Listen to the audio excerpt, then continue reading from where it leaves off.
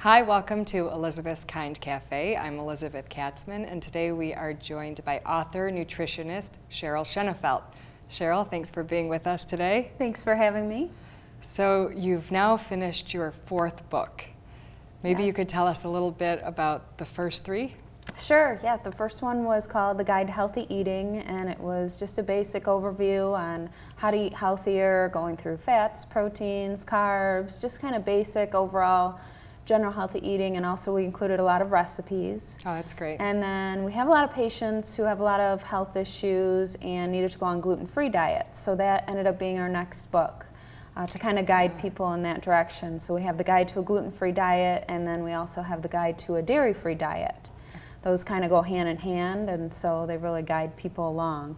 And your latest book is The Soy Deception? Yes. And all four books are co-authored with Dr. David Brownstein? Yes, he's the medical director of Center for Holistic Medicine in West Bloomfield. And what is your background? And I am a certified nutritionist. I've studied at an accredited university out of Colorado, American Health Science University, and did a lot of self-study as well, mainly because there's not a lot of great nutrition information out there in the media, and so a lot of self-study and research on my own to find what really resonated. And what led you to decide to dedicate a whole book to soy? Well, soy happens to be one of the first questions I get with patients.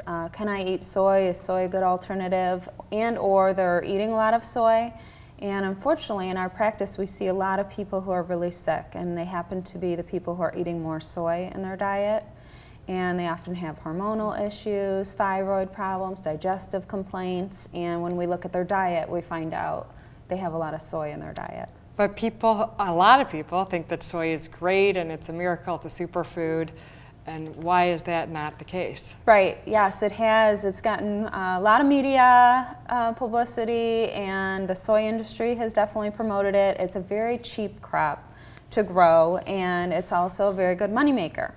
So those two things are good incentives to get it out into the public and get people eating more of it. And it's supposedly good for your heart, it's good to balance your hormones. Right. These are a lot of the claims that are out there, and yet we have found that it actually does the opposite of a lot of those. We see a lot of people with thyroid issues, hormonal disruption. At first they might feel good eating soy, maybe the estrogen, but then you can't really monitor how much soy or how much estrogen you're getting in the soy, and so it ends up wreaking havoc on their hormones and causing other issues in the long run. There's different ways that soy can be consumed, right? Two primarily, fermented and non? Yes, yes. In our book, we kind of decipher between the two. There's fermented and non-fermented, and fermented is a process that was used, actually, this is when the Chinese actually started eating soy, was only after they discovered the fermentation process, which basically takes bacteria, yeast, and molds and alters the soybean and makes it more digestible. It neutralizes some of the harmful components, which are called phytic acid and trypsin inhibitor, and it also seems to decrease the effect on the thyroid.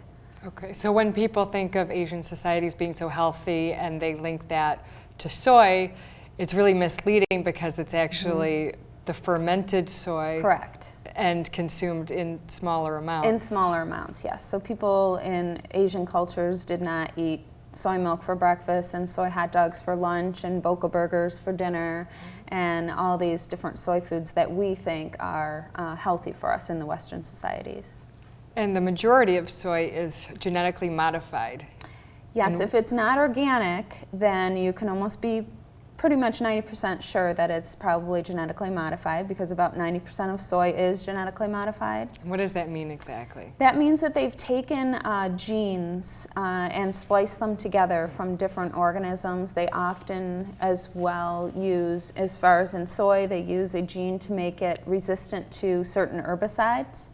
For instance, like Roundup Ready soy, produced by Monsanto, is one of the types of soy that when you spray it with herbicides, it can withstand. It's pretty much antibiotic resistant and herbicide resistant. And so what effect does that have if we consume? Yeah, so then we're getting those herbicides and into our bodies when we're eating those. And then also with the different genes and with the different experiments that they're doing, there's no known effect on how it affects the human body. But these things, they do know that these genetically modified organisms do withstand in the gut. And is it regulated in any way by the government? Are the, is it being tracked, or are there labels? Unfortunately, there's no labeling required at this time, and so you really can't be sure if you're getting genetically modified organisms unless the only way you know for sure is if you're buying an organic item. If it's organic, then it cannot be genetically modified. And do you think that it's okay to consume organic soy that's not fermented? So, tofu that's not organic, and meat alternatives that aren't organic. Yeah, I believe really if you're going to eat any kind of soy, to stick with fermented soy in small amounts along with a healthy diet. And really the non-fermented soy, if you get it in very minute quantities, may not be so horrible, but it's when you eat it on a regular basis, 2-3 times a day, soy milk every day for breakfast, soy protein bars, Boca burgers, that type of thing, that's when you can really start to see other issues. Yeah, and the protein bars are interesting because I used to eat a lot of Zone bars. Okay. And I didn't look very carefully at the ingredients, and the first ingredient is soy isolated protein. Soy protein isolate. Yeah. Yes. And which is supposed to be one of the worst forms. Is that true? It is. It's a toxic form of protein. It's actually was never even approved as a food ingredient. It doesn't have GRAS status, which is generally recognized as safe. And so it's a filler in a lot of food items. You'll see it in protein bars, protein powders, and now it's even showing up in a lot of other foods as a filler. So if you want to avoid soy, what products are you avoiding then? Because it seems like it's in almost everything. Any kind of meat or dairy alternative. And then anything that has something, usually if it says vegetable oil, it's almost 90%, it's usually soybean oil. So oils are in a lot. Any kind of spreads in tubs, margarines, those types of things are going to have soybean oil. Salad dressings have or have the soybean oil in it. Soy milk is a very common alternative to dairy. And cereals? Is it in a lot of It's in some cereals. You'll find soy flour and a lot of baked goods. Again, it's another filler, cheap filler. And corn is also genetically modified. Are there a lot of similarities between, health risks that people have consuming non-organic corn? Well, it's a little bit different because soy has the different things that are inherent to the actual soybean. Okay. But yes, anything that's genetically modified, I would suggest avoiding, which soy, corn, canola, cotton are all kind of the top 4 genetically modified. And because they're genetically modified, they're sprayed continually, right? With pesticides, all of them are. Right. Yeah, so the only way to really avoid that issue is by buying organic.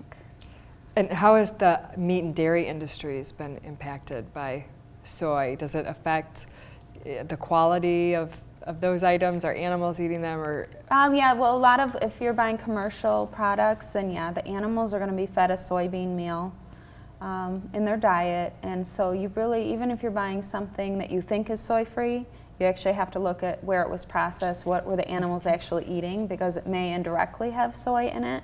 For instance, even an egg, the chickens may have been fed a soybean meal feed, and so then your eggs are going to be contaminated with soy. And how often are you seeing these problems with people who come to you?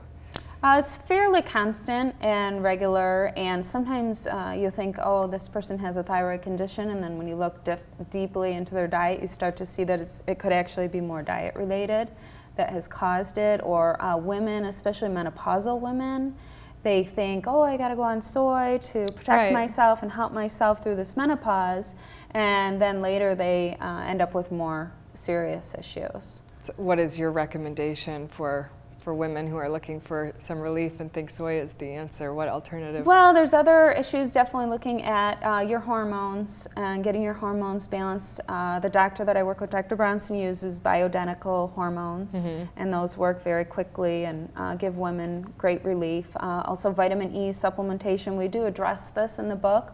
a little bit, and then balancing essential fatty acids is a good way to go to help relieve some of those symptoms. Is there a safe level at all to eat soy? Can you say, once a week, once a month? Is there any sort of estimate that you could give people? I don't necessarily have, other than just eating small amounts with a good, healthy, varied diet and making sure that it's the fermented form of soy. And I don't know if we made it clear what fermented Yeah, is so exactly. fermented forms would be miso, natto, tempeh, also tamari, which is fermented soy sauce, so shoyu or tamari are fermented forms of soy sauce. So those types of things they're okay in moderation. And if you occasionally have an edamame, which is the actual soybean, that's the younger soybean, it does have a little bit less toxins than, say, like a soy protein burger or soy protein isolate. But it's not something you want to be eating on a daily basis, or like popcorn for a snack. You wouldn't want to substitute those soybeans. Right. And when is the Soy Deception coming out? Yeah, the Soy Deception is out. It was released just last week, and so it's available on our website, thesoydeception.com. Okay, and your other books, can people find that on the soydeception.com site as well? Or? There is a link which takes them to drbrownstein.com, which is another site, and then also my site, which is aplacetobe.com. Okay. You can find all the books. Well, thanks for being with us today. I think it's useful information. Soy is a very confusing topic for most people, I think, because of the reports that say it's so healthy for you. But like most things, if you dig a little deeper, you see that that's not always the case. There's another side to it. Yeah, with this for sure. Yes. Well, so thanks again for being with us. Thank you for joining us at Elizabeth's Kind Cafe. For more information, you can also check out elizabethskindcafe.com. Thank you.